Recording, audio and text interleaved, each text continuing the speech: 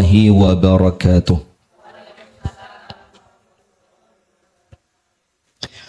إن الحمد لله نحمده ونستعينه ونستغفره ونستهديه ونتوب إليه ونعوذ بالله من شرور أنفسنا وسيئات أعمالنا. من يهده الله فلا مضل له ومن يضلل فلا هادي له. أشهد أن لا إله إلا الله وحده لا شريك له وأشهد أن محمدا عبده ورسوله وصفيه من خلقه وخليله صلوات ربي وسلامه عليه وعلى آله وأصحابه ومن والاه. أعوذ بالله من الشيطان الرجيم. يا أيها الذين آمنوا اتقوا الله حق تقاته ولا تموتن إلا وأنتم مسلمون.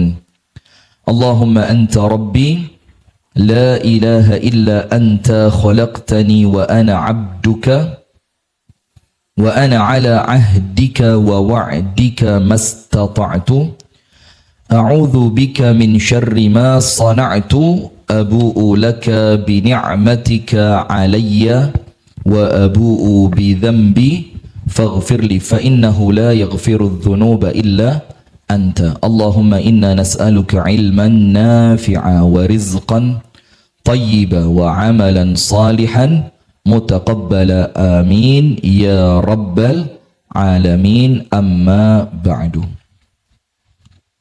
Ini tadi suaranya kenceng banget dari luar. Jadi nampaknya nggak tahu perlu dikecilin atau ya Pak Ardi. Ini suaranya di luar bau banter. Jadi Bu Tiara tadi ngerasani saya dengar tadi. Iya, mulai saya parkir agak jauh, tapi kedenger suaranya. Ini khawatir ganggu ndak ya? Mana Sohibul Bait? Oh, anggota semua. Alhamdulillah. Baik, kita lanjutkan di halaman 134 masih mengenai rukun Islam. Mengenai apa? Rukun Islam. Jadi pengertian yang kedua atau usul yang kedua, wa ma'rifatu dinil Islam, mengetahui tentang agama Islam. Sekarang kita masuk pada rukun Islam yang keberapa? Syahadat, salat, zakat, kemudian puasa. Wa dalilus siyami, dan dalil tentang wajibnya puasa, maksudnya yang menjadi dasar atas wajibnya puasa. Jadi dalil itu apa? Dasar tentang suatu hukum. Itulah dalil. Jadi kalau ada orang ditanya dalilnya apa, berarti ditanya tentang apa? Dasar hukum dari apa yang engkau sampaikan itu apa? Karena agama Islam ini bukan agama ro'yun. Ro'yun itu apa? Pikiran. Juga bukan agama katanya si fulan atau si alan, tapi kemudian agama Islam adalah agama yang berlandaskan dalil. Jadi dasarnya apa atas ucapan yang disampaikan, entah dari Al-Quran ataupun Al-Hadith. Walaupun hukum Islam itu sumbernya ada 4, Quran, Hadith, Ijma', Qiyas. Tapi Ijma' dan Qiyas itu pun kembalinya kepada 2 landasan yang pertama, yaitu Al-Quran dan Hadith. Nah sekarang kita mau tahu kenapa orang Islam diwajibkan puasa. Kenapa di antara rukun Islam itu adalah puasa? Izul, dengerin Zul. Ini pelajaran buat Izul juga. Masya Allah. Saya ceramah di sini, dia main game di sana. Astagfirullah. Asal jangan judol aja ya. Izul yang itu, yang pakai baju merah itu Izul. Yang sedang berdiri namanya Farid. Yang duduk rambutnya merah namanya Haidar. Yang pojok pakai baju hitam namanya Ardi. Semuanya belum nikah. Tapi kalau Ardi sudah hampir. Jadi yang 3 itu yang masih kosong. Tapi Ardi baru istri pertama ya. Nanti insya Allah ada yang kedua, ketiga, keempat. Jadi dalil atau dasar wajibnya puasa adalah firman Allah Ta'ala dalam suratul Baqarah ayat 183. Allah Ta'ala berfirman, Ya ayyuhalladzina amanu kutiba alaikumus siyamu kama kutiba alal ladzina min qablikum la'allakum tattaqun.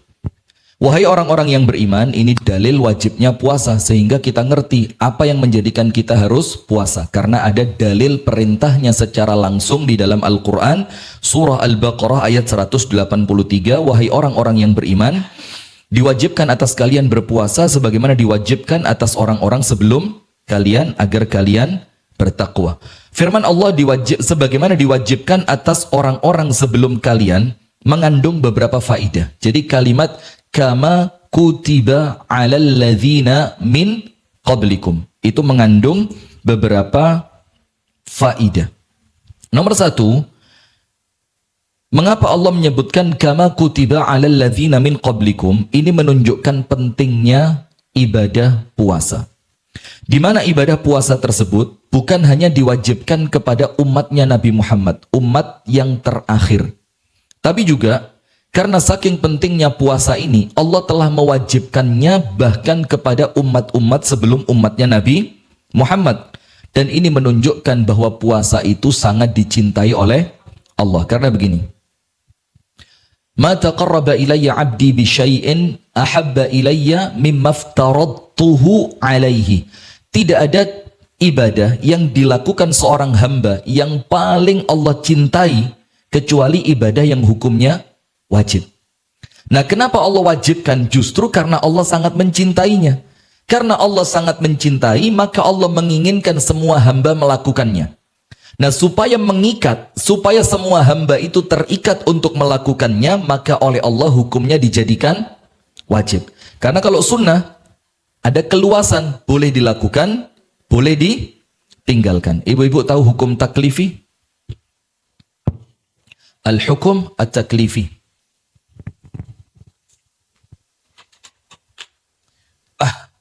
Nyekel spidol aja udah capek sekarang.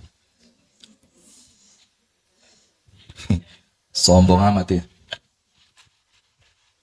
Ayo Izul, geser kamera. Allahu Akbar.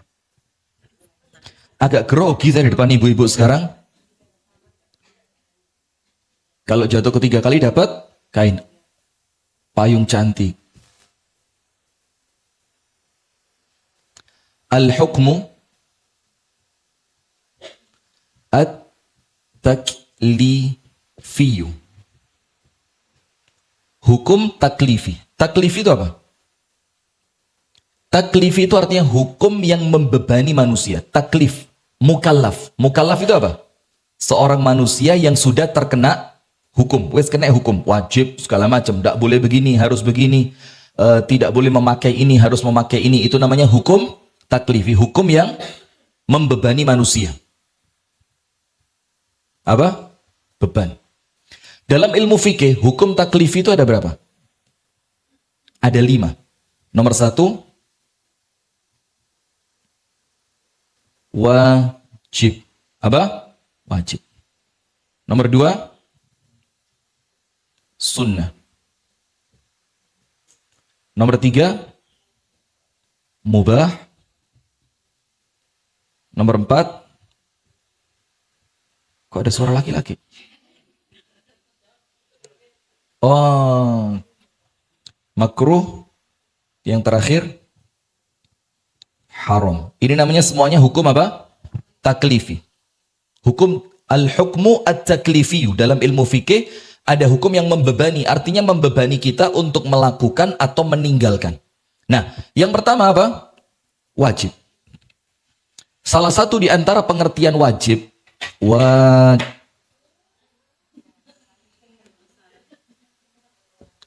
wajib. Apa salah satu maknanya wajib ini? Wajib ini salah satu maknanya yulamu ala tarkihi. Yulamu cari rezeki dia. Kenapa? Masya Allah. Sampai tukang sayur pun kepingin ketemu sama saya. Allahu Akbar. Wajib yulamu ala tarkihi. Dicela ketika meninggalkannya. Apa bu? Yulamu. Yulam apa? Laum. Laum itu celaan. Yulamu berarti tercela ala tarkihi. Ketika seseorang itu meninggalkannya. Itu wajib. Berarti wajib ini tidak ada peluang untuk ditinggalkan. Seperti apa? Salat. Atau Anda ngomong rukun Islam. Semuanya apa? Wajib. Yang kedua sunnah. Sunnah di sini bu, la yula. Ini salah satu pengertiannya ya. La yulamu ala tarkihi. La yulam. Kalau ini yulamu. Ini dicela karena wajib. Maka orang yang meninggalkannya patut dicela. Patut dicela itu apa? Ya bisa dihukum, bisa mendapatkan azab, bisa masuk neraka. Dia melakukan sesuatu yang tercela ketika meninggalkan perbuatan yang hukumnya wajib. Sementara sunnah, la yulamu ala tarkihi. Orang yang meninggalkannya tidak boleh dicela. Sunnah seperti apa? Salat sunnah rawatib, salat tahajud, salat duha, puasa sunnah, Senin Kemis, ayyamul bid. Dan puasa yang hukumnya apa? Sunnah. La yulamu ala tarkihi. Nanti saya jelaskan kenapa saya menceritakan ini ya.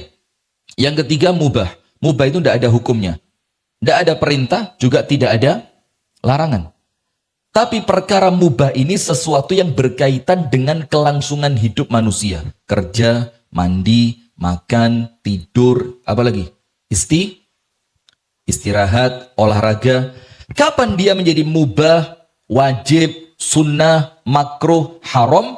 Terkait pengiringnya. Terkait apa? Pengiringnya. Pengiring misalkan begini. Anda makan tapi sudah kenyang. Maka bukan lagi mubah, menjadi apa?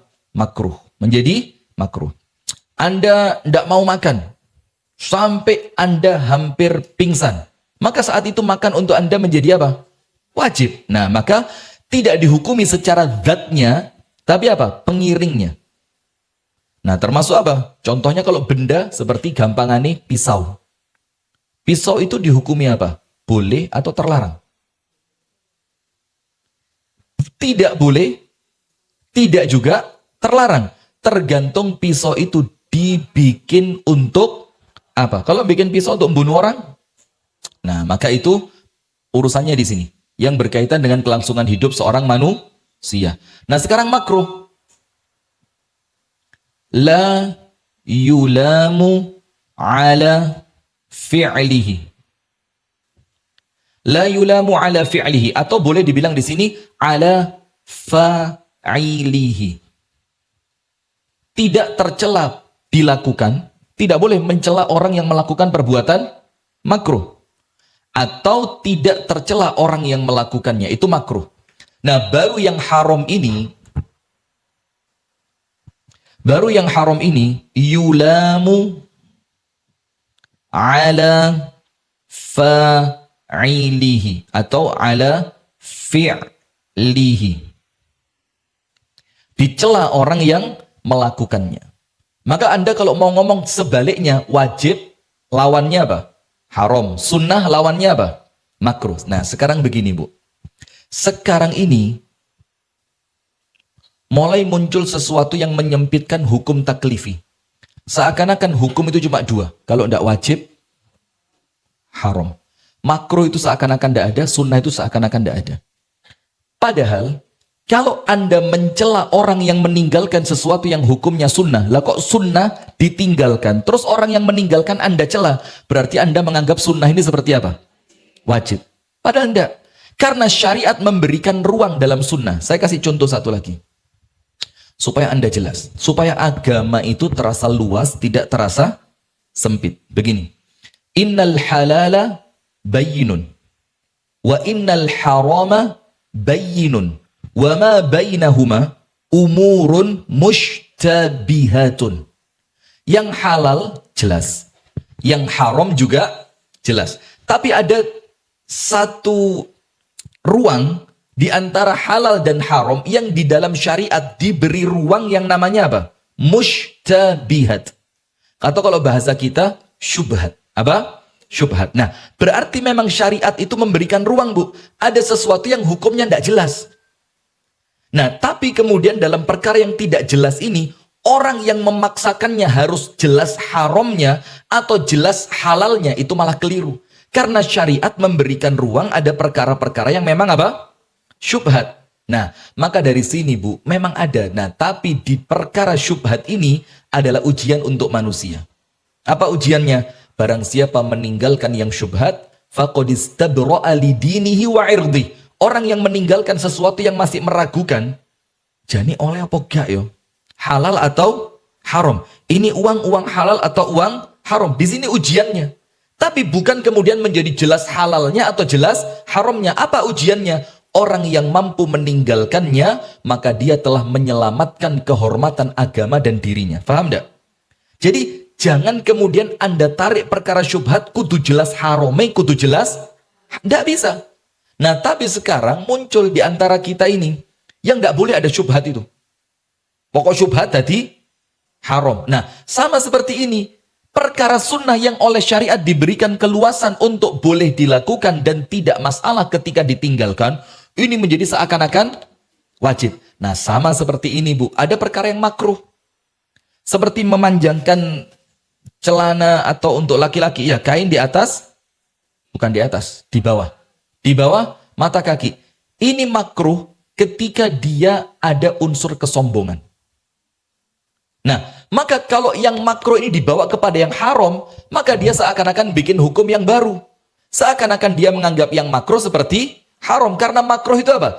Kalaupun makruh, kalau tidak ada sombongnya, tidak ada perasaan menentang, itu bahkan nggak makruh.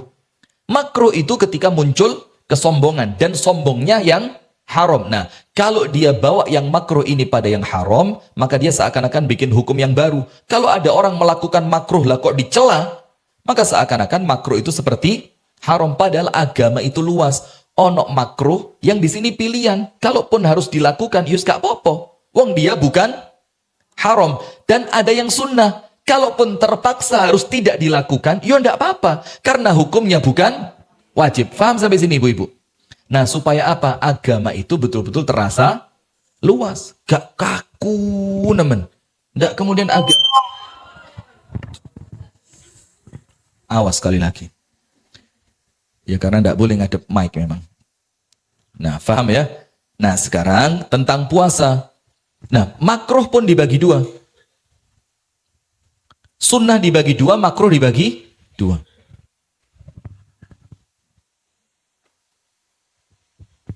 Yang pertama, sunnah apa? Yang di luar kelihatan? Kalau kelihatan berarti Anda wali. Anda. Lihat YouTube. Sunnah muakkadah. Muakkadah itu apa? Sunnah yang mendekati wajib. Sangat-sangat ditekankan. Enak Zul mangan. Allahu Akbar. Zul, kamu tahu aku belum sarapan tadi. Muakkadah, muakkadah itu apa? Sangat ditekankan. Artinya kalau ngomong muakkadah, dia hukumnya mendekati apa? Wajib. Ada sunnah ghairu muakkadah. Artinya apa? Yos jauh dari wajib. Sekedar sunnah sebagai tambahan ibadah saja. Itu sunnah dibagi dua. Makruh juga dibagi berapa? Dua. Nomor satu. Tahrim. Tahrim dan ada tanzih. Ini jurusan kuliah saya waktu tanzih. Tahrim itu apa? Makruh yang mendekati haram. Dan ada makruh tanzih. Tanzih itu apa? Makruh yang dia mendekati halal. Dia tidak dilakukan melengkapi ibadahnya. Jadi ada tahrim, ada tanzih. Tahrim berarti makruhnya mendekati apa? Haram. Ada tanzih, justru makruhnya tapi masih mendekati halal. Contoh yang kemarin baru deket ini. Potong kuku, cukur rambut untuk orang yang niat kurban setelah masuk tanggal 1 Dzulhijjah. Itu bukan makruh yang tahrim, apalagi sampai haram. Itu makruhnya apa? Tanzih. Kalau Anda tidak potong kuku, kalau Anda tidak cukur rambut, kurban Anda semakin afdol. Tapi kalaupun Anda potong kuku dan cukur rambut, tidak ada masalah dengan kurban Anda. Tetap sah, tetap berpahala. Sampai sini paham ya? Nah, inilah yang dinamakan hukum taklifi. Kenapa saya jelaskan ini, ibu-ibu? Supaya kita ngerti. Mana perkara yang harus keras? Wajib dan haram. Tidak ada toleransi dalam perkara wajib dan perkara haram. Walaupun kemudian nanti, kalaupun ada dalam ilmu fikih namanya apa? Satu kaidah, al-masyaqqatu tajlibut taisir. Atau kalau yang bahasa gampang yang ibu-ibu sering dengar, ad-daruratu tubihu al-mahdhurat. Kalau yang pertama tadi, al-masyaqqah, kesulitan, tajlib, itu narik. Narik apa? At-taisir, kemudahan. Contoh, sholat ngadeg gak kuat. Maka kesulitan ketika dia berdiri, itu menarik kemudahan. Apa kemudahannya? Boleh sholat dengan cara duduk. Faham enggak? Nah, kalau dalam perkara yang itu wajib. Dalam perkara wajib, al-masyaqqah tajlibut taisir. Perlu ditulis? Anda tulis untuk sekedar ngebeki buku atau difahami? Gini, untuk murojaah. Terlalu cepat? Yang dua mana? Ini. Makruh ada tah. La yulamu ala fi'lihi. Tidak tercela orang yang, bukan tidak tercela, tidak boleh mencela orang yang melakukannya. Atau ala fa'ilihi. Jadi pelakunya tidak boleh dicela. Karena dia bukan haram, sekedar makruh. Tapi makruh itu kan sudah lampu apa? Kuning. Sudah untuk apa? Hati-hati. La yulamu ala fi'lihi atau la yulamu ala fa'ilihi. Kalau yang haram, yulamu ala fa'ilihi atau ala fi'lihi.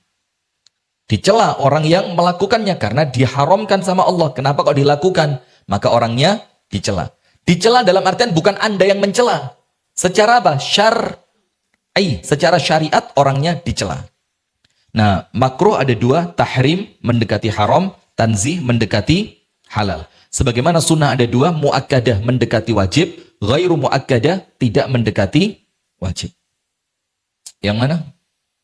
Nah, untuk perkara wajib ada satu kaidah fikih, namanya apa? Al-masyaqqah.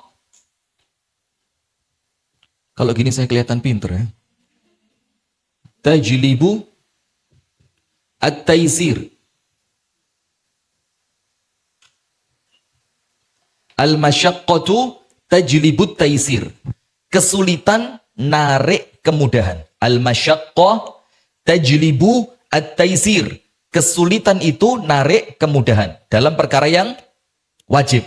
Contoh, sholat itu sholat fardu wajibnya apa? Berdiri. Bahkan berdiri itu termasuk rukun sholat. Orang kalau sholat iso ngadeg lah kok sholatnya longgo dalam sholat wajib, maka sholatnya tidak sah. Maka perhatian ibu-ibu, ini perhatian buat yang sholatnya tidak mampu berdiri. Tapi saya kuat melakukan masjid. Ke masjid kuat bawa. Bukan tekan apa? Kursi yang bisa dilipat itu. Setelah sholat, duduk. Baru Allah. Tidak boleh. Caranya bagaimana? Untuk rukun sholatnya berdiri dulu. Untuk takbiratul ihram.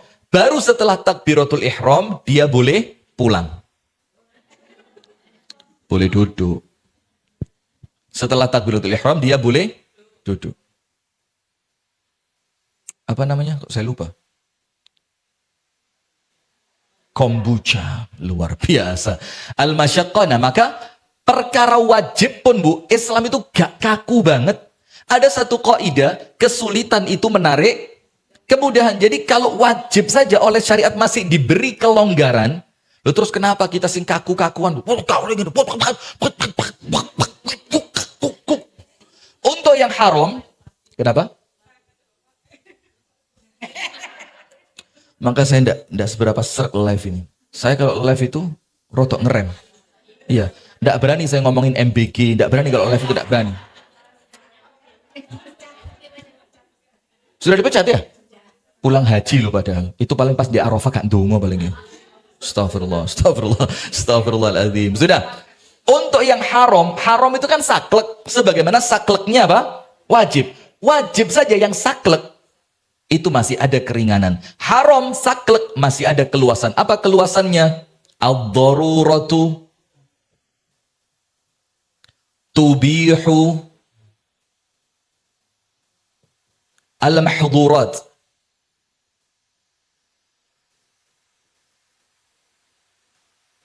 Ad-daruratu tubihul mahdhurat. Keadaan darurat menjadikan boleh sesuatu yang awalnya haram. Mahdhurat itu apa? Al-haram. Perkara apa? Haram. Contohnya, yang paling gampang, di tengah hutan, keluwen, kate mati, tidak ada makanan. Yang ada cuma teman kita. Ketau entangane, darurat. Daripada mati? Yo, contohnya bukan manusia ya. Contohnya yang paling gampang biasa apa? Yang ada cuma, na'udzubillah, babi. Nah, maka yang haram saja, syariat itu masih memberikan keluasan. Ketika keadaannya apa? Darurat. Ad-darurah tubihu al-mahdhurat. Al-mahdhurat. Ad-darurah, keadaan darurat, tubihu, menjadikan mubah. Mubah itu apa? Boleh. Menjadikan boleh sesuatu yang awalnya haram. Nah, inilah Bu, bagaimana syariat itu memberikan keluasan kepada umat Islam. Loh, kenapa sekarang kok muncul sebagian kelompok sing atos banget, lek gak ngene gak. Paham ya? Sudah. Kita lanjutkan.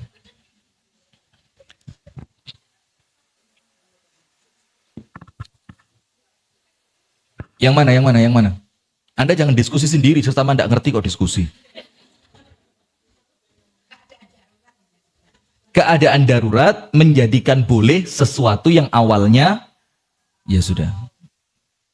Kalau yang wajib, kaidahnya apa? Al-masyaqqah tajlibut taisir. Kesulitan itu menarik kemudahan. Kalau untuk yang haram, ad-darurah tubihu al-mahdhurat. Keadaan darurat menjadikan boleh sesuatu yang awalnya haram.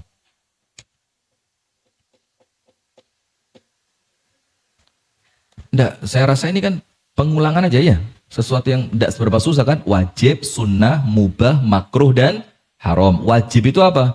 Orang yang meninggalkannya tercela secara syariat. Sunnah, orang yang meninggalkannya tidak dicela oleh syariat. Karena memang bukan wajib. Mubah, tidak ada urusan. Sesuatu yang berkaitan dengan kehidupan manusia. Kerja, mandi, makan, istirahat, dan yang lainnya. Dia mendapati hukum ketika apa? Ada pengiringnya. Misalkan, pakai gamis, ini bukan wajib. Yang penting nutup aurat. Sekedar mubah saja. Tapi tergantung niatnya. Kalau saya pakai gamis supaya menyamai Rasul, mencintai apa yang dicintai oleh Rasul, baru mendapat pahala. Dalam perkara-perkara yang mubah. Termasuk, makan itu apa? Mubah.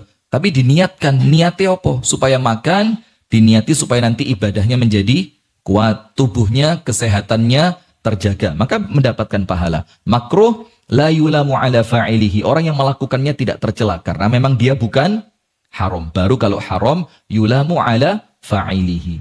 Nah, tapi wajib dan haram pun masih ada kelonggaran, ada keluasan. Kalau tidak mampu, maka ketidakmampuan itu menarik kemudahan. Kalau yang haram, kalau pas darurat. Seperti ada beberapa vaksin yang memang mau tidak mau mengandung unsur babi. Tapi selama belum ada penggantinya dan darurat harus dapat, maka mau tidak mau itu keadaan namanya keadaan apa? Darurat. Sampai sini paham ya? Sudah, kita lanjutkan. Maka yang pertama, kenapa puasa itu diwajibkan kepada orang-orang sebelum umatnya Nabi Muhammad juga, selain diwajibkan kepada umatnya Nabi Muhammad? Karena memang pentingnya puasa dan juga Allah sangat mencintai ibadah puasa. Maka karena Allah cinta, hukumnya dijadikan apa? Wajib. Karena Allah ingin supaya semua hambanya melakukannya dan tidak ada celah untuk meninggalkannya. Nah, tapi puasa pun ada dua. Ada yang wajib. Yang wajib puasa apa? Ramadan. Yang kedua, barakallahu fiik, nazar. Yang ketiga, kodok yang melbu poso Ramadan, Bu. Wodok kok dibahas. Ya sudah wis, enggak apa-apa wis, daripada Anda kelihatan keliru ya wis, bener kodok, ya kodok, nyaur utang Ramadan. Yang berikutnya apa? Kafaroh. Nah, itu yang hukumnya wajib. Yang sunnah, yo sak maceme ya. Yo bahkan puasa sunnah mutlak, wis kalau apa-apa moro-moro kepingin poso Senin Kemis, Ayyamul Bid, puasa Daud, Arafah, Asyura, 9 pertama di bulan Dzul Hijjah dan yang lainnya. Itu pakai barbelnya orang sudah izin atau belum? Bu, barbel panjenengan dipakai. Astagfirullah, jangan malu-maluin saya loh. Coba ngerekam ngene tok wong papat ibu, ya Allah. Iya, loh tapi mereka senang saya bully. Senang mereka. Masya Allah, terkenal mereka. Sudah. Maka hikmah yang pertama, karena apa?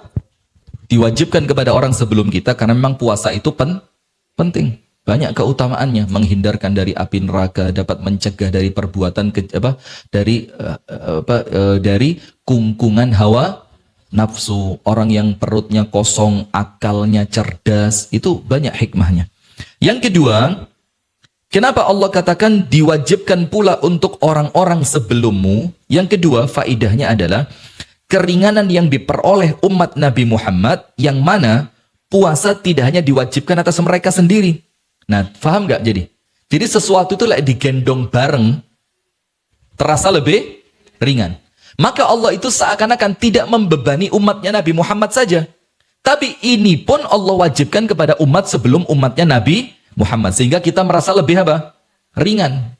Yang ketiga, ayat ini memberikan isyarat bahwa Allah telah menyempurnakan agama Islam bagi umat ini. Di mana Allah telah menyempurnakan beberapa keutamaan baginya melebihi yang telah diberikan kepada umat terdahulu. Faham tidak? Jadi agama Islam ini oleh Allah disempurnakan. Al-yawma akmaltu lakum dinakum wa atmamtu alaikum ni'mati wa raditu lakumul islama dina. Pada hari ini aku sempurnakan agama kalian, aku sempurnakan nikmatku, dan aku telah meridhoi agama Islam sebagai agamamu. Nah, maka ketika syariat Islam ini, syariatnya umat Nabi Muhammad ini ada puasa, tentu puasa ini juga menyempurnakan syariat sebelumnya. Anda tahu bagaimana puasanya orang sebelum kita? Sering dengar kan? Jadi puasa mereka itu sahurnya sebelum tidur. Nanti ketika mereka sudah tertidur, maka tidak boleh lagi makan dan minum. Kapan berbuka puasanya? Ketika bukan maghrib, ketika sudah betul-betul gelap. Jadi maghrib kan kadang-kadang masih terang. Itu masih belum boleh untuk mereka. Dan sampai kapan mereka boleh makan dan minum? Selama mereka belum tidur. Nanti lewat kate turu maneh, mangan maneh, itu sahurnya. Maka ada satu orang yang diceritakan dalam riwayat yang sahih, itu keturun gak sempat sahur. Dan ternyata itu terjadi selama dua kali, 2 malam. Sampai orangnya mau pingsan.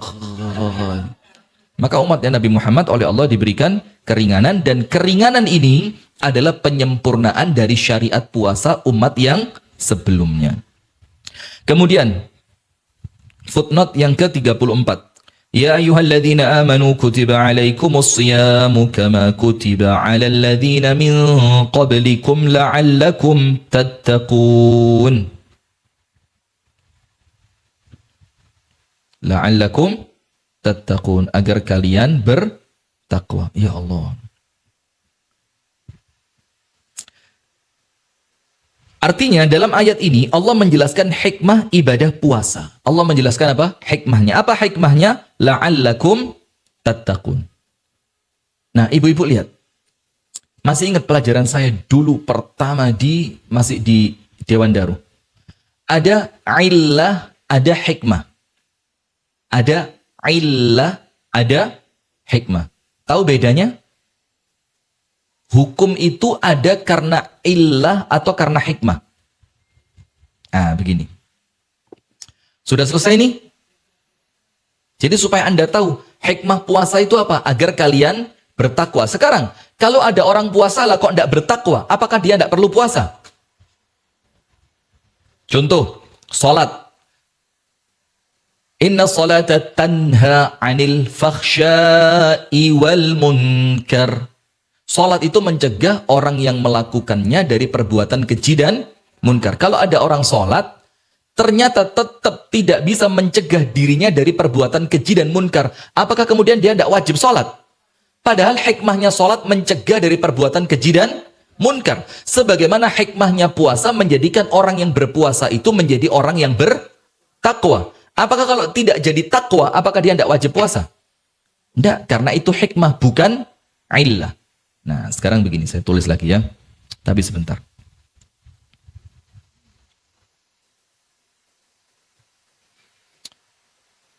saya ini Bu, ada pengajian di Hong Kong. Dan subhanallah, saya ini bukan, coba, di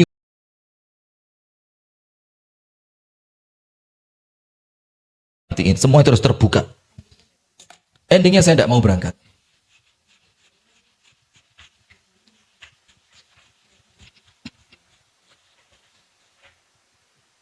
Ini tintanya yang kemanen atau ininya yang baru? Sudah, sekarang kita mau ngomong apa tadi? Ada illah, ada hikmah.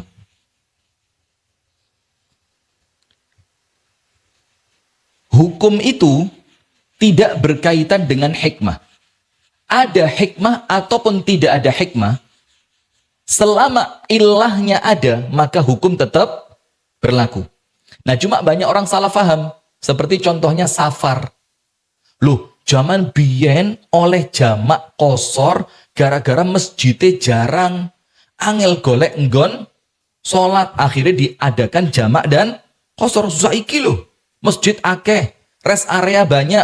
Apalagi orang itu safar pakai pesawat, mobil ber-AC, ganok keseli, maka ndak boleh jamak dan kosor. Itu keliru. Karena banyaknya kesulitan itu hikmah, bukan illah. Lihat sekarang. Al-hukmu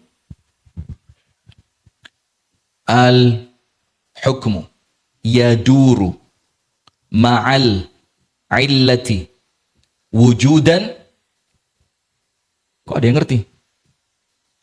Wujudan au adaman. Al-hukmu yaduru ma'al illati wujudan au adaman. Hukum itu berputar bersama illah. Bersama apa? Illah. Wujudan au adaman. Hukum itu berputarnya bersama illah. Ada atau tidak. Selama ilahnya ada, maka hukumnya ada. Selama ilahnya tidak ada, maka hukum tidak berlaku. Contoh, puasa, ilahnya apa? Yang menjadikan puasa itu wajib. Ilahnya apa? Al-Baqarah 183. Ada perintah. Maka ilahnya puasa, Al-Baqarah 183. Selama Al-Baqarah 183 ada, maka ilahnya puasa tetap ada, maka hukumnya tetap ada. Terus hikmahnya puasa apa? La'allakum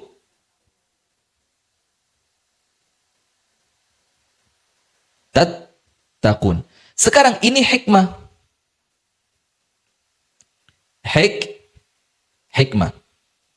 Artinya ketika hikmah ini tidak terwujud, hukumnya tetap ada. Karena hukum itu bukan karena hikmah, tapi karena illah. Illahnya apa? Perintah dari Allah. Di dalam surat Al-Baqarah 183. Nah, biar lebih gampang, saya kasih contoh jamak qasar ketika safar. Adanya jamak dan qasar, atau lebih pasnya qasar. Adanya qasar itu karena adanya safar. Begini. Qasru as-salati. Qasar salat. Ini hukum. Hukum atau bukan? Hukum. Adanya qasar salat.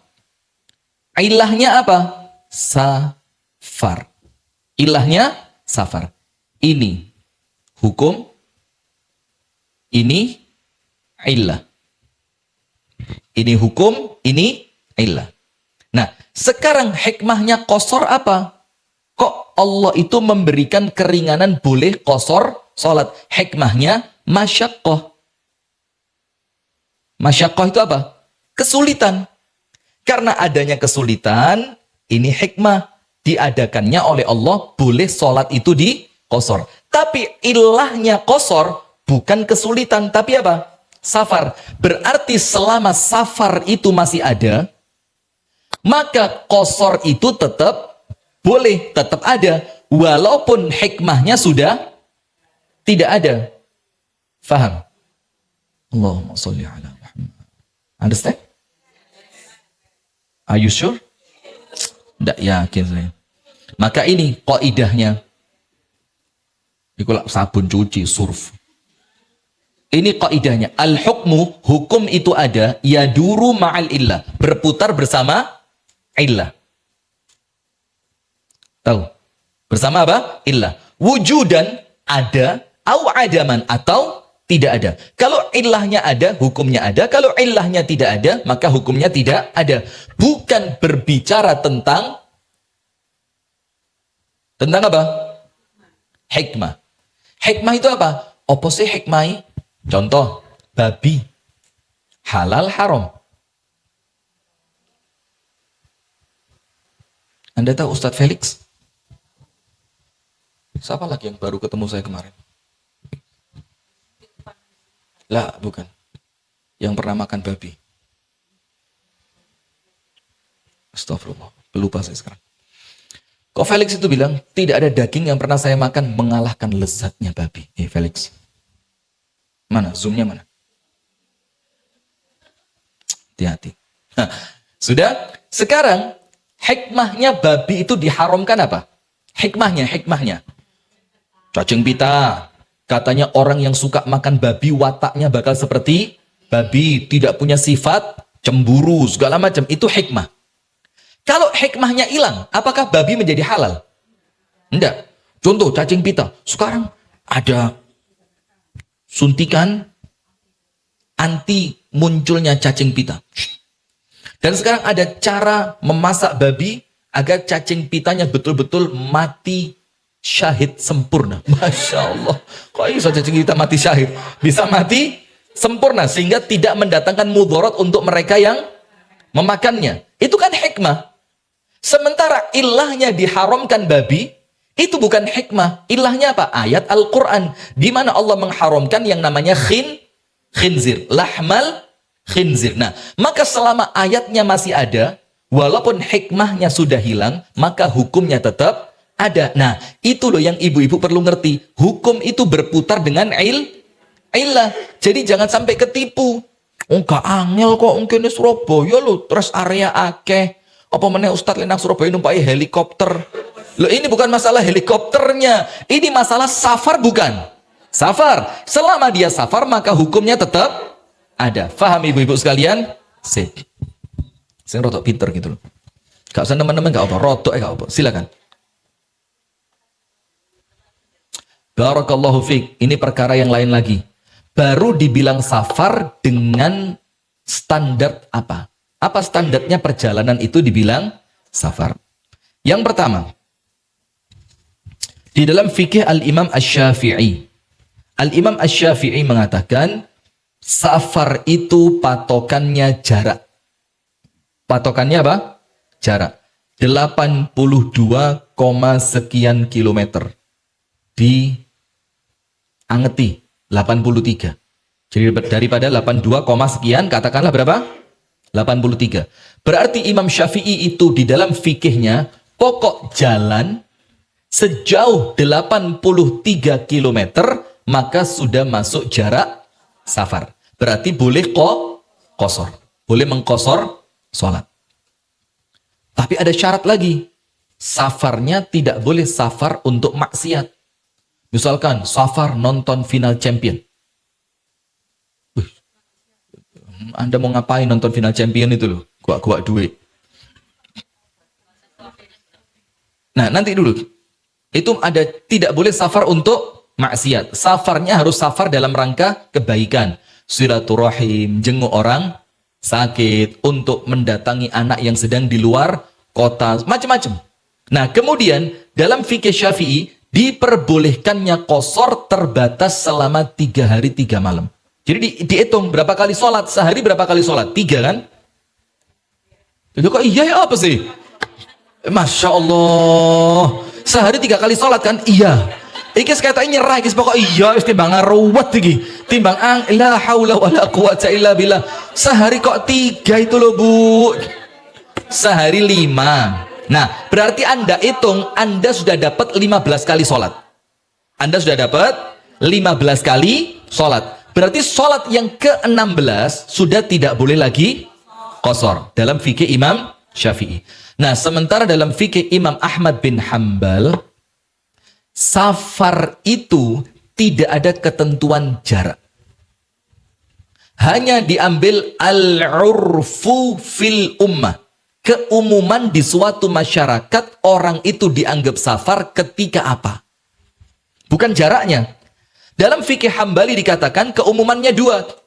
Orang itu dibilang safar, nomor satu, kalau dia membawa bekal pakaian. Itu secara uruf itu apa? Keumuman yang berlaku di masyarakat dianggap safar. Yang kedua, orang tersebut membawa bekal makanan.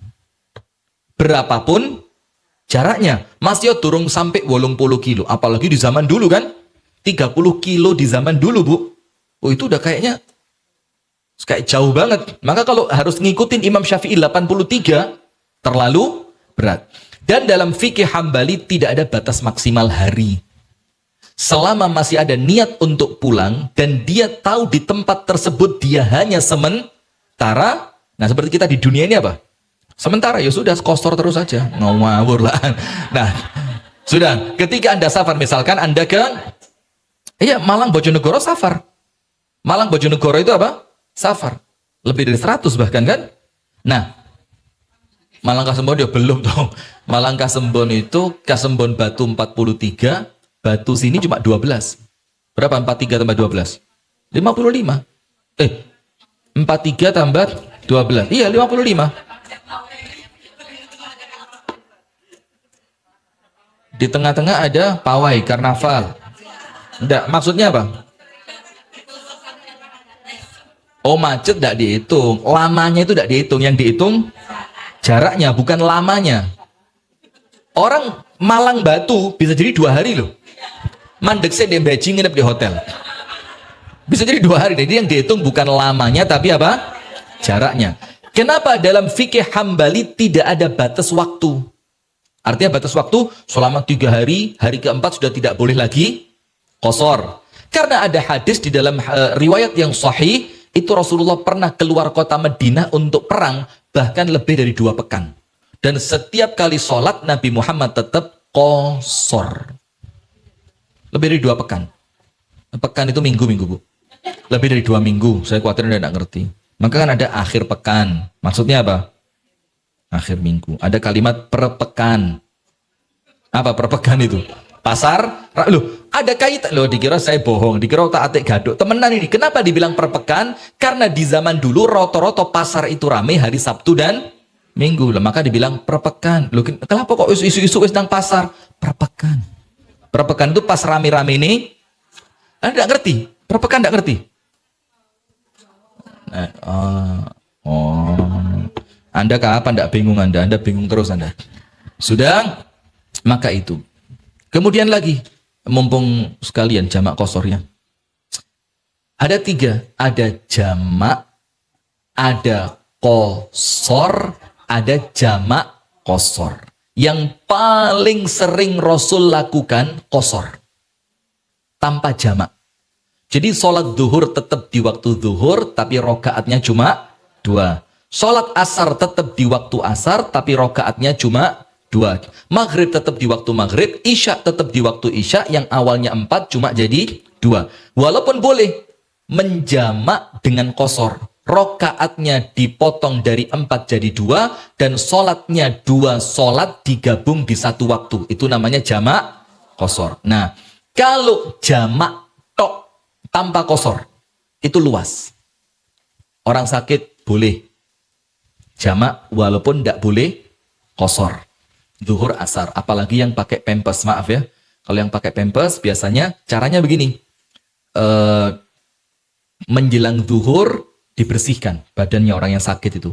Pempesnya diganti, badannya dibersihkan, diganti pempes yang baru. Nanti adzan zuhur, disuruh sholat zuhur sekalian asar. Nanti menjelang maghrib dibersihin lagi. Walaupun dituntut itu jaraknya kejauhan ya. Kalau anak open saya punya, bukan teman, keluarga. Masya Allah, orang tuanya sakit, sudah deket sini rumahnya, deket sini.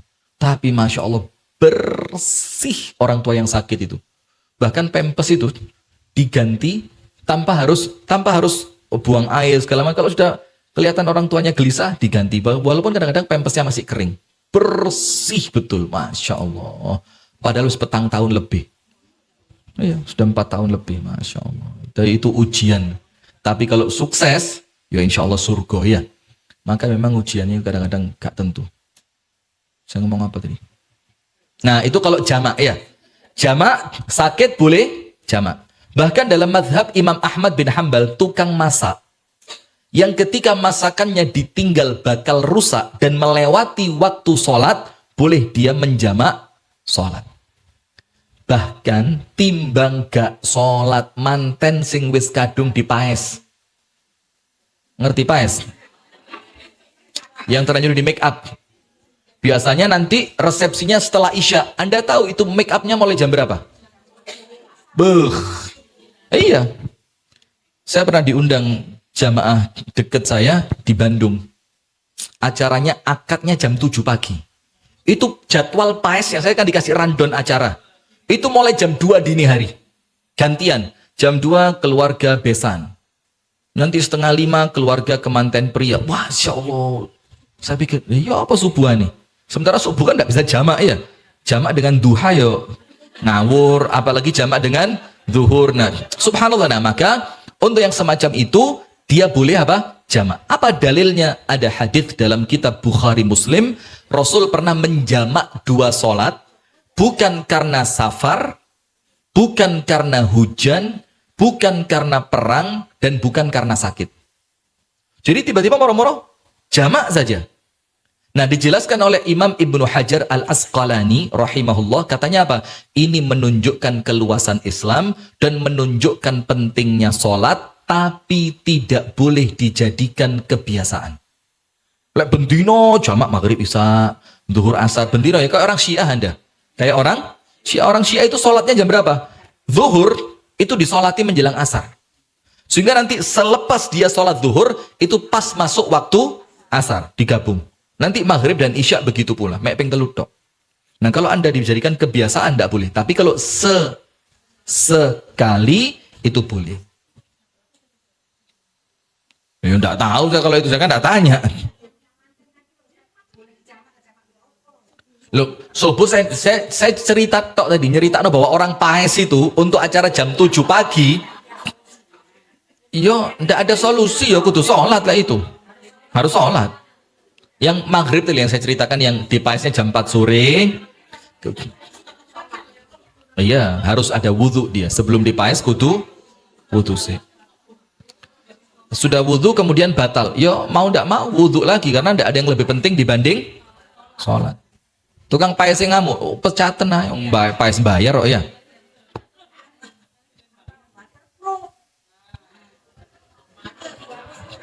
Iya, jadi dia ndak hilang karena air ya. Ndak bisa masuk air. Ndak ngerti saya. Tanya yang lain aja. Ruwet ya, Masya Allah, ya Allah.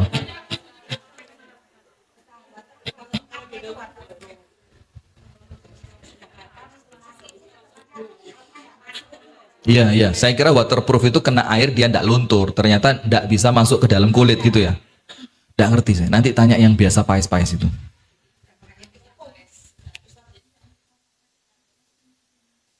Kalau saya pribadi, saya pakai Imam Syafi'i. Karena jauh lebih memudahkan untuk mengukurnya. Kalau pakai Imam Ahmad bin Hambal, sekarang kadang-kadang orang yang suka ganti pakaian saja, itu mek safar kene kuno tok cedek nggawa klambi. Nanti dianggap, nah, ya kalau saya pribadi pakai Syafi'i. Walaupun ketika pakai Hambali ya enggak apa-apa, tergantung kecondongan masing-masing. Silakan Bu Tiara, bagaimana tadi?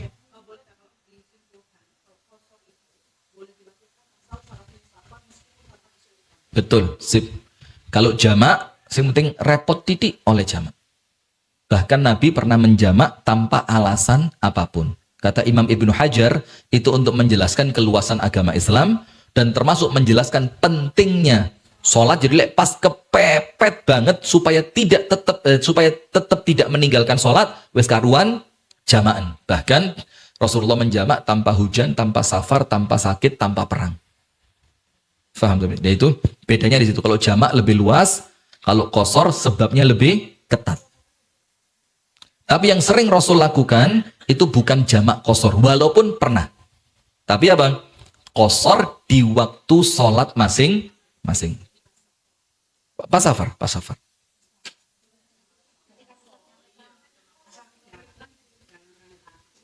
Nggih, itu dalam Syafi'i.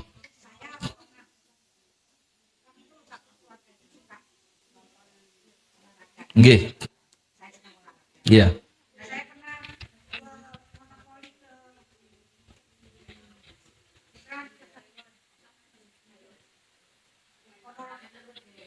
Cepu, Ponorogo, Pacitan terus Ponorogo, Magetan. Ya ndak sampai Pacitan kok, Pacitan terus. Magetan dulu baru Pacitan. Iya situlah iya. Lebih 80. Iya, nonton voli itu kan enggak penting-penting amat. Bahkan kadang-kadang ya Mega apa pakaiannya itu loh. Megawati ya, pakaiannya apa? Ada orang voli pakai jilbab seperti panjenengan? Abot ya, maka ya termasuk maksiat itu, wallahu a'lam. Termasuk maksiat. Loh iya, apa urgensinya nonton voli itu loh? Kalau Anda tinggal kemudian gatelan gitu.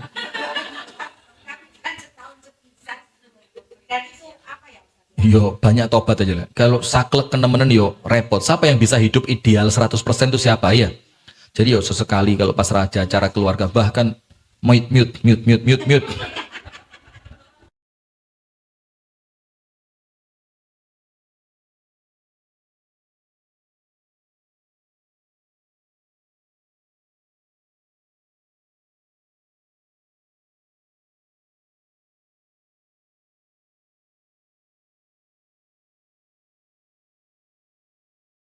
Maka kemudian pentingnya yang ketiga, la'allakum tattaqun, itu hikmah apa? Puasa. Bukan illah, tapi apa? Hikmah. Sehingga ketika hikmah itu tidak tercapai, tidak menjadikan hukum puasa itu hilang dari wajibnya. Faham ya? Kemudian dalam hadis Nabi, man lam yada' qawla zur wal amala bihi falaysa lillahi hajjatun fi an yada'a ta'amah wa syarabah. Orang yang puasa tapi tidak mampu meninggalkan ucapan, buka suara, sudah. Faham sudah Farid. Bahkan kalau Mas Dian lebih paham lagi. Mas Dian itu pokok ngomong apa mana? Tek pateni sudah. Kalau mulai ngelantur dimatiin sudah. Barang siapa meninggalkan ucapan dusta, tidak mampu meninggalkan perbuatan yang sia-sia dan ucapan dusta, maka Allah tidak butuh dia meninggalkan makan dan minumnya. Artinya apa? Jadi puasa itu bukan sekedar tidak makan, tapi puasa itu menahan semuanya. Menahan apa? Semuanya. Yang ke-35. Dalil wajibnya haji. Sekarang berarti kita masuk rukun Islam yang berikutnya. Allah Ta'ala berfirman dalam surat apa itu? Walillahi 'alan nasi hajjul baiti.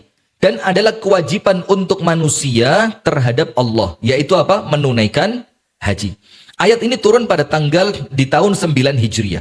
Sejak saat itu 9 Hijriah berarti sudah hijrah atau belum? Rasulullah hijrah tahun berapa? Iya, saya salah. Astagfirullah, betul. Yang namanya hijrah ya. Saya kira tadi di Mekah 13 tahun, saya anggap 9 nubuah. Iya, 9 Hijriah. Berarti setelah hijrah selama 9 tahun. Iya, saya salah. Sejak saat itu ibadah haji mulai diwajibkan. Akan tetapi Allah menambahkan, itu keluasannya Islam. Manis tata'a ilaihi sabila. Allah tidak mewajibkannya untuk semua orang. Tapi Allah ikat dengan, maka ini namanya muqayyad. Muqayyad itu terikat. Terikat dengan apa? Kemampuan. Dan kemampuan yang disepakati oleh para ulama 2. Finance, nggak ngerti Anda. Anda biasa pakai dolar enggak? Enggak, ngalah. Enggak usah sok-sokan ngecek harga dolar hari ini. Wong tuku tempe nggak rupiah ya. Kadang-kadang ya barter mbek panci lawas. Mbak, panci lawas di jolono tempe. Nah, sudah. Maka begini, loh, di Kasembon masih berlaku itu. Ayo. Nemen deso nih, wes ngaku aja wes banget. Sudah, maka begini Bu, kemampuan untuk orang yang akhirnya wajib haji 2. Yang pertama, kemampuan secara keuangan. Nomor 2, perjalanan. Perjalanan dibagi 2. Manis perjalanan kemampuan dibagi 2.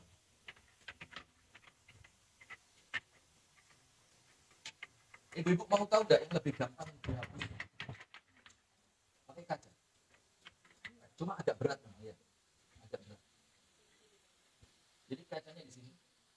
Cuma kalau kaca jangan jadi apanya? Biru. Ininya biru seperti ini. Biasanya biru. Tapi putih pun boleh. Daripada begini, saya dari sini terbakar kalau di saya 1000. Iya. Jadi yang suka nge-gym capek-capek itu cuma 600 kalori lewat. Ini 1000 lebih.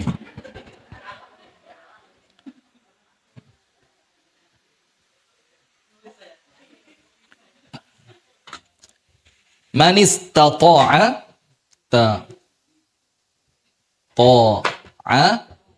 ilaihi sabila. Manis tata'a ilaihi sabila. Ini 2. Al-mal was-sair. Sair itu apa? Perjalanan. As-sairu al-malu. Mal aman, harta. Wis ngerti, pokoknya wajib dari harta yang halal segala macam, paham ya? Kalau perjalanan 2. Al-amnu, keamanan. Al-amnu. Yang kedua, as-sihhatu, kesehatan.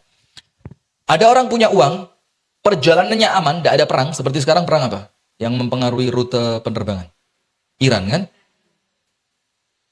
Hormuz. Iya, Selat Hormuz. Keamanan. Tapi kemudian fisiknya tidak kuat jalan jauh. Wajib tidak haji dia? Tidak wajib. Atau sebaliknya, awalnya seperti Anda semua ini. Seger, waras, aman, tapi kan duit-duit. Wajib haji tidak? Tidak wajib. Nah,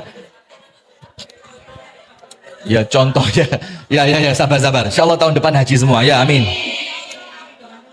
Amin, insya Allah. Nah, sudah. Sekarang begini, ayat ini menunjukkan mukjizatnya Al-Quran. Kenapa ayat ini menunjukkan mukjizatnya Al-Quran? Manis tata'a ilaihi sabila.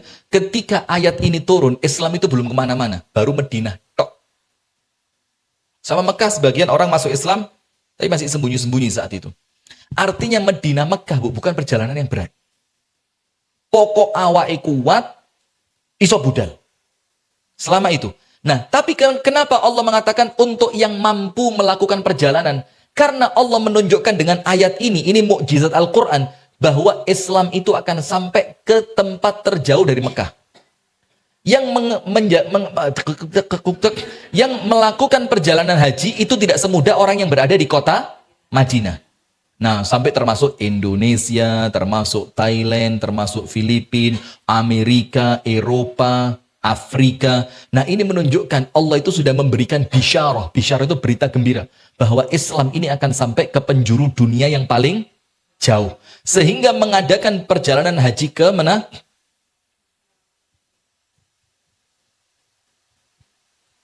Maka Al-Mukarramah itu tidak semudah orang Madinah. Yang penting bondo awak kuat.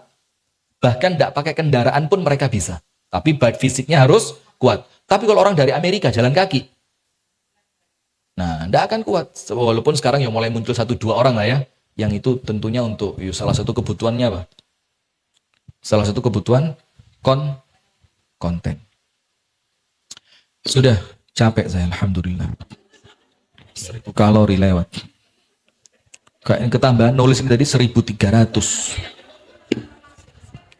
1300. 36. Terakhir. Dalam firman-Nya, "Wa man kafara fa innallaha ghaniyyun 'anil 'alamin." Dan untuk orang yang mengingkari kafara mengingkari kewajiban haji. Maka sesungguhnya Allah Maha Kaya. Maksudnya apa? Anda haji, Anda tidak haji, itu tidak ada pengaruhnya sedikit pun pada kemuliaan dan kekuasaan Allah. Sama ayatnya Anda tahu gak? فَمَنْ يَشْكُرْ فَإِنَّمَا يَشْكُرُ لِنَفْسِهِ. Orang yang bersyukur pada hakikatnya dia bersyukur untuk siapa? Dirinya sendiri. Karena apa? Allah tidak butuh syukur kita. Tapi justru kita yang butuh. Karena kita kepingin nikmat itu ditambah. Kita kepingin nikmat itu oleh Allah tidak dicabut. Maka caranya dengan disyukuri. Maka Allah menunjukkan faman kafara, orang yang mengingkarinya. Maka apa? Allah itu tidak butuh dengan alamin. Alamin itu apa? Apa arti alamin? Kullu syai'in siwallahi ta'ala. Itu namanya alamin. Segala sesuatu opoai yang ada di alam semesta ini selain Allah. Maka dia masuk dalam makna alamin. Maka Allah mengatakan, aku tidak butuh dengan alamin ini. Jadi seluruh apapun yang berada di alam semesta selain Allah, itulah namanya alamin. Alhamdulillahi Rabbil alamin. Pemilik seluruh alam semesta. Kemudian dikatakan, terdapat dasar dan dalil yang menunjukkan kufurnya. Kufurnya artinya apa? Ya kafir. Karena dia mengingkari wajibnya haji. Bukan karena tidak mampu, tapi dia menganggap haji itu tidak wajib. Sama seperti orang meninggalkan sholat. Sama Imam Syafi'i dibagi dua. Meninggalkan karena mengkafiri hukumnya, maka orangnya kafir. Atau meninggalkan karena sekedar males, maka hukumnya fasik. Dalil menunjukkan kufurnya orang yang mengabaikan ibadah haji sementara ia mampu menunaikannya. Tetapi kufurnya tidak menyebabkan ia keluar dari agama Islam. Ini menurut jumhur sebagian besar ulama berdasarkan perkataan Abdullah bin Syaqiq. Nah, kufur di sini artinya apa? Kalau dia tidak mau haji hanya gara-gara eman duit. Hanya gara-gara eman ninggal pekerjaan. Atau sebab-sebab yang lain, maka dia tidak sampai kafir. Tapi kalau mengingkari wajibnya haji, oh gak, hajiku ngono gak wajib. Nah, maka dia kafir, keluar dari agama Islam. Wallahu ta'ala a'lam bissawab. Hadanallahu wa iyyakum ajma'in. Subhanakallahumma wa bihamdika.